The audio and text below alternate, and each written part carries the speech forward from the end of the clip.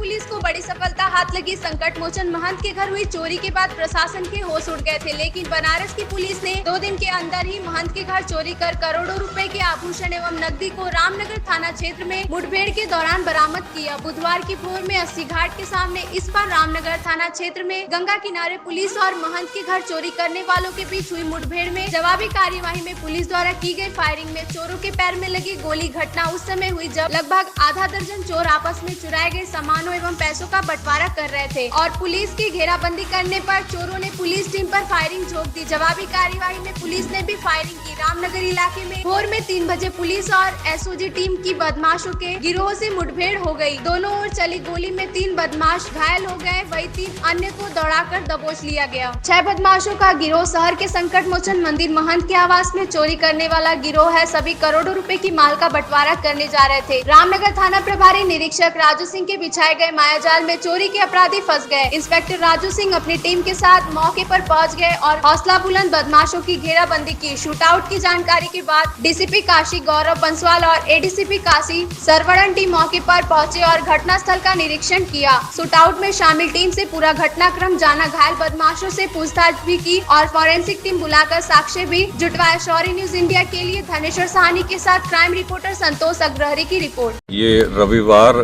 की सुबह जो संकट मोचन के महंत जी हैं, इनके घर पे एक चोरी हुई थी जिसमें कई गहने और इसमें नगद कैश चोरों द्वारा घर से लूट लिया गया था।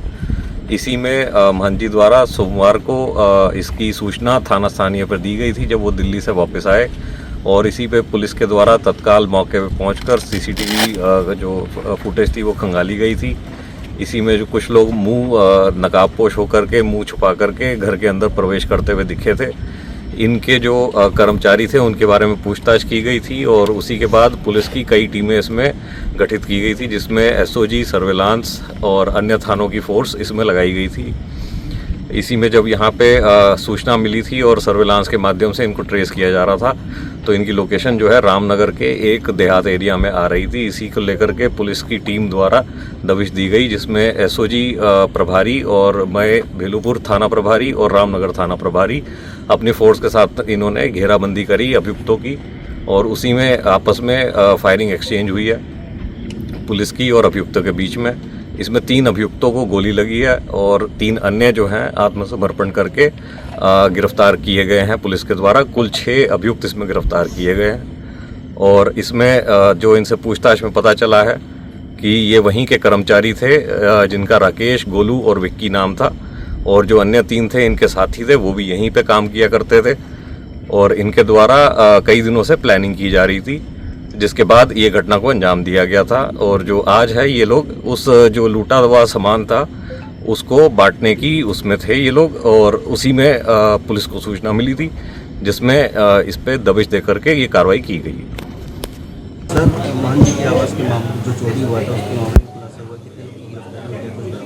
देखिए, ये सोमवार को थाना भेलूपुर पर सूचना प्राप्त हुई थी कि संकट मोचन के जो महंत जी हैं इनके द्वारा सूचना दी गई है कि इनके घर में एक भीषण चोरी को अंजाम दिया गया है। उसी में आला अधिकारी जो हैं तत्काल मौके पर पहुंचे, सीसीटीवी फुटेज खंगाले गए और ज्ञात हुआ कि संडे को जब महंत जी अपने परिवार के साथ दिल्ली में थे, उन्होंने अपने नौकरों के भरोसे पे घर को छोड़ा था। उसी में कुछ नकाबपोश व्यक्ति जो हैं बाहर से अंदर जाते हुए दिखे हैं। इसी में पुलिस को शक हुआ था कि कोई घर के अंदर व्यक्ति है जिन्होंने ये प्रवेश प्रदान किया है चोरों को।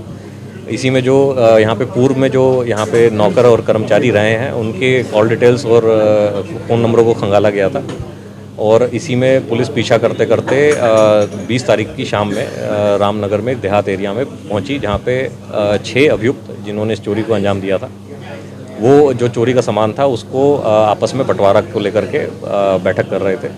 उसी में पुलिस की मुठभेड़ हुई है इन लोगों के साथ। इन्होंने पुलिस पे फायरिंग की थी। जवाबी फायरिंग में 3 लोगों को गोली लगी है और 3 अन्य लोगों ने आत्मसमर्पण किया है और उसके बाद यहाँ से इनसे जो बरामदगी हुई है वो 391 आभूषण जो एफआईआर में दिए गए थे वो पूर्णतः बरामद कर लिए गए हैं पुलिस के द्वारा और जो नगद कैश था वो 1.5 लाख के करीब बरामद हुआ है और इसमें पुलिस आयुक्त महोदय द्वारा पुलिस टीमों को 1 लाख रुपए के इनाम से नवाजा गया है।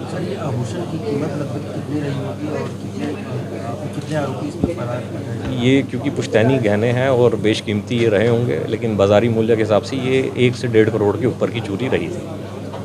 सर इसमें बताया जा रहा है कि एक अभी फरार है, तलाश जारी है। इसमें एक और अभियुक्त सामने आया है, जो सुरिंदर नाम है जिसका, उसकी भी तलाश की जा रही है। वो अभी मौके से फरार है और उसके ऊपर जल्द इनाम घोषित करके कार्रवाई की जाएगी। सर गैंगस्टर की भी कार्रवाई होगी क्या ऐसे? इन सभी पे गैंगस्टर की कार्रवाई और अन्य कठोर कार्रवाई की जाएगी। और सर ये जो अभियुक्त है उनका आपसी कनेक्शन क्या था? ये सभी लोग जो हैं, जो 6 अभियुक्त पकड़े गए हैं, ये सभी मंदिर में कहीं ना कहीं से और महंत जी के घर पे कर्मचारी के रूप में वर्तमान में या भूतपूर्व वहाँ पे कार्य करते रहे हैं और सभी आपस में एक फ़ोन कॉल से रिलेटेड थे, बात करते रहते थे आपस में और इनके कॉल डिटेल्स को खंगाला गया था और उसी से इस घटना का पर्दाफाश किया गया। कितने दिन से प्लानिंग चल रही थी सर? ये तकरीबन 1 महीने से लगातार प्लानिंग कर रहे थे और इनके द्वारा पूर्व में भी छोटी छोटी घटनाओं को घर पे अंजाम दिया गया था और क्योंकि ये पकड़े नहीं गए थे तो इनका मन बढ़ गया था कि इसमें एक बड़ी घटना भी करके बचा जा सकता है।